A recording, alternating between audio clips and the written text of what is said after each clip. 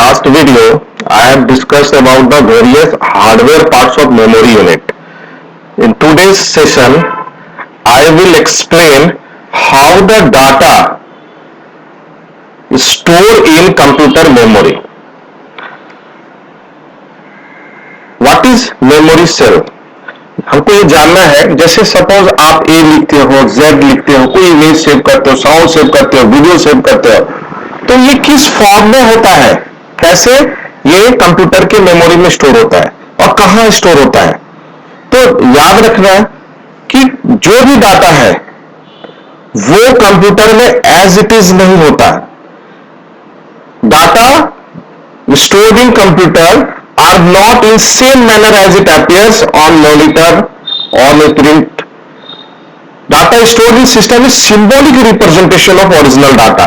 Suppose you are typing this is my computer.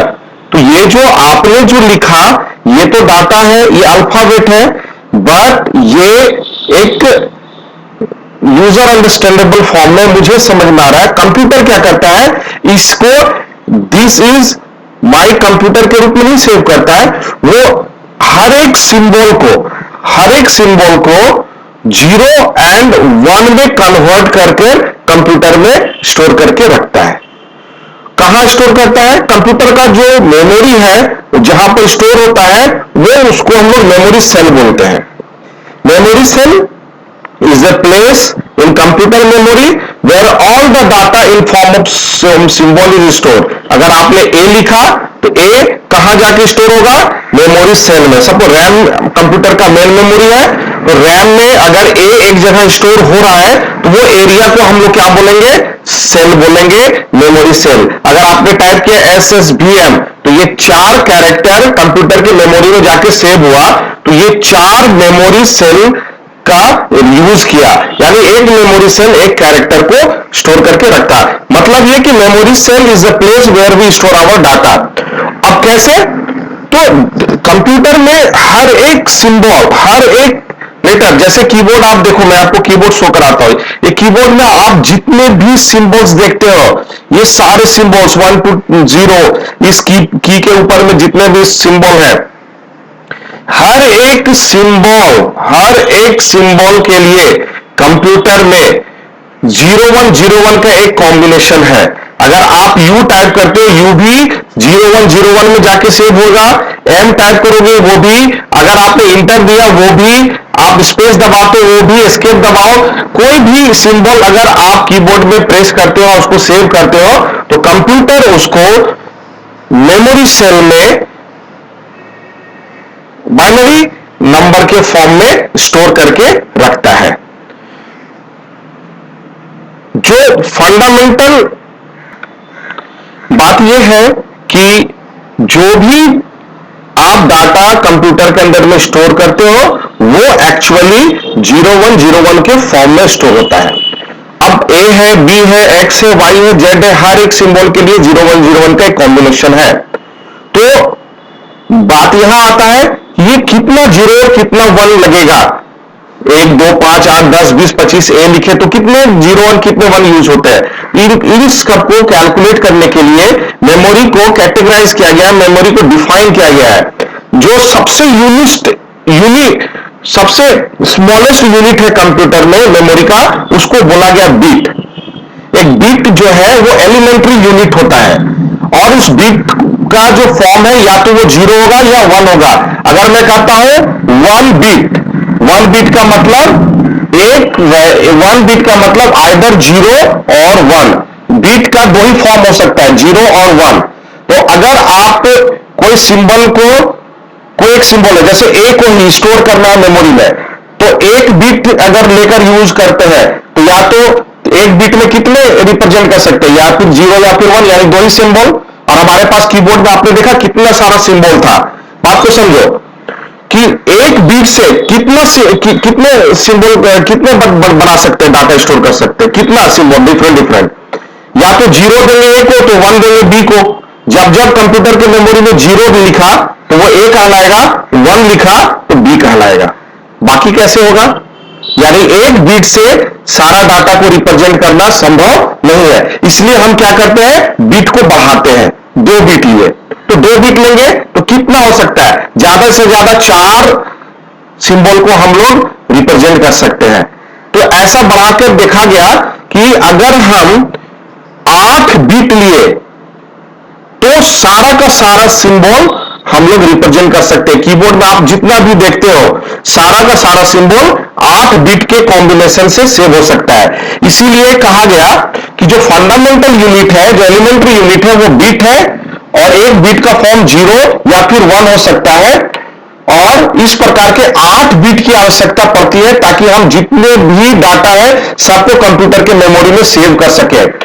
और एक चीज ध्यान रखना है स्टूडेंट्स कि जितने भी सिंबल्स हैं कीबोर्ड में, आप देखो आइदर ए एस इवन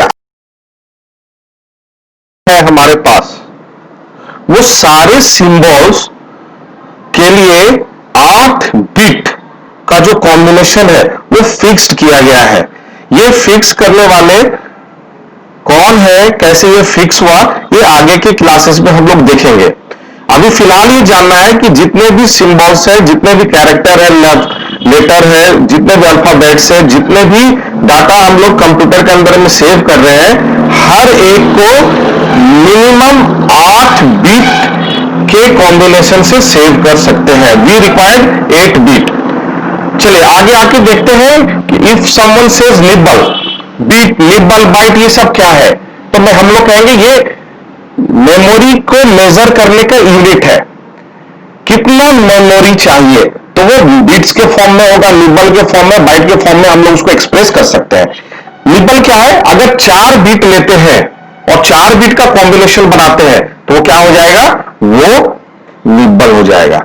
अगर 8 बिट लेते हैं तो 8 बिट के स्पेस, 8 बिट के कॉम्बिनेशन को हम लोग बाइट बोलते हैं। ऐसे नॉर्मल लाइफ में भी आपने देखा होगा कि जब हम लोग कोई भी चीज मेजर करते हैं, जैसे 5 ग्राम, 10 ग्राम, 100 ग्राम, 500 ग्राम, 1000 ग्राम हो जाने के बाद हम लोग ऐसे नहीं बोलते 5000 ग्राम, 8,000 ग्राम, ऐसे नहीं बोलते। 1000 ग्राम होने पर 1 किलो बोलने लगते हैं, फिर अलग से एक नाम ले लेते हैं उस पूरे कॉम्बिनेशन के एक ग्रुप को। ऐसे ही है कि 8 बिट अगर ले लिए तो उसको एक अलग नाम दे दिया बाइट, 4 बिट ले लिए तो उसको अलग एक नाम दे दिया निब्बल। सपोज आपने कंप्यूटर में टाइप किया SSVM, अब ये बताओ कि ये कितना स्पेस लेगा, इसको कैसे मेजर करेंगे। तो बिट के फॉर्म में मेजर करेंगे तो आपको अभी बताया कि एक कैरेक्टर मिनिमम कितना बिट ले सकता है, 8 बिट ले सकता है। तो यहां 4 कैरेक्टर है तो 8 चौक 32, 32 बिट्स हो गया। कितना बाइट स्पेस लेगा, तो एक कैरेक्टर 8 बाइट लेता है, 1 बाइट लेता है, यहां पर 4 बाइट हो गया।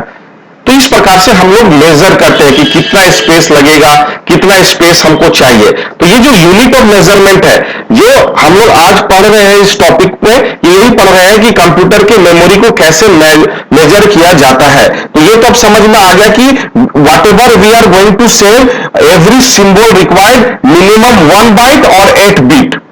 और इससे बढ़ता कैसे आगे बढ़ता है तो वो इस चार्ट से आपको ज्यादा अच्छा होगा, इसको एक बार जरूर मेमोराइज कर लेना है। अगर हम कहते हैं 1 बिट तो ये बाइनरी डिजिट हो गया, अगर मैं कहता हूं 8 बिट तो 1 बाइट हो जाएगा। इसी प्रकार से अगर 1024 बाइट होता है तो 1 किलो बाइट होगा, 1024 किलो बाइट होगा तो 1 मेगा बाइट होगा, 1024 मेगा बाइट तो 1 गीगा बाइट। ऐसे जाते जाते terabyte, peta, exa, zetta, yotta, bronto and brontobyte, और इस प्रकार से एक जियो बाइट जो कि सबसे हाईएस्ट, इसके बाद ये बहुत ही ह्यूज स्पेसिस के बाद अभी कोई नहीं बना है। तो ये एक बार याद रख लेना है कि टेराबाइट, 1 टेराबाइट में कितने गीगाबाइट होंगे, तो 1024। हमेशा एक ऊपर में कोई एक फार्मूला तय करके इसको याद रखना कि गीगाबाइट बड़ा है कि टेराबाइट बड़ा है कि मेगाबाइट की किलोबाइट बड़ा है, ये आपको मेमोराइज करके रखना है। पर ये होता क्या है, तो हमको याद रखना है कि all this things are used to measure the memory और of storage, capacity of storage device.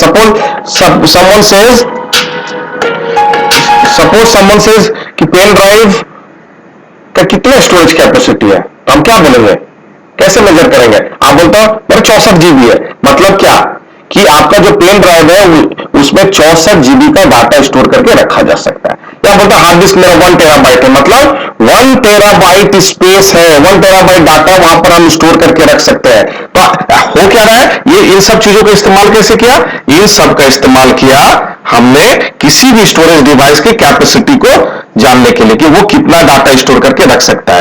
और हर एक डाटा आप जानते हैं कि अगर इसको स्मॉलेस्ट पार्ट में तोड़े तो हर एक सिंबल, कैरेक्टर, लेटर को मिनिमम 8 बिट की आवश्यकता पड़ती है। Hope student it is clear now. If you have any doubts I can clear it in further classes.